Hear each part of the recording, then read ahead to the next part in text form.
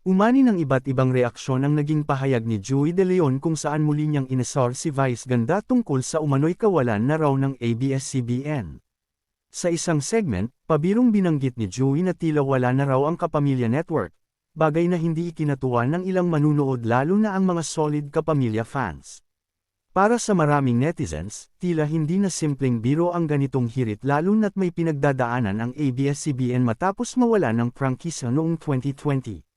Bagamat totoo na nagbago ang operasyon ng network, patuloy pa rin itong gumagawa ng content, nakikipag-collaborate, at napapanood sa iba't ibang platform, lokal man o international. Hindi rin nagpahuli si Vice Ganda sa pagbibigay ng kanyang saloobin sa mga ganitong pahayag noon pa man.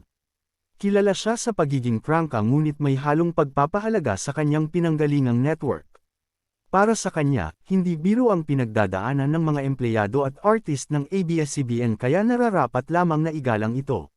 Sa social media, hati ang opinyon ng publiko.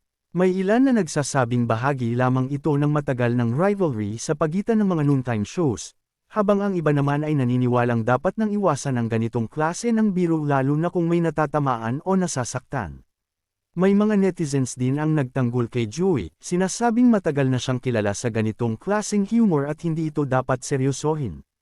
Gayunpaman, hindi may kakailan na mas sensitibo ngayon ang audience pagdating sa mga isyong may kinalaman sa trabaho at kabuhayan ng maraming tao.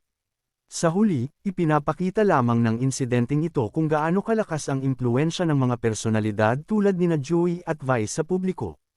Sa panahon ngayon, mas pinipili ng marami ang respeto at pag-unawa kaysa sa mga biro na maaaring magdulot ng hindi pagkakaintindihan.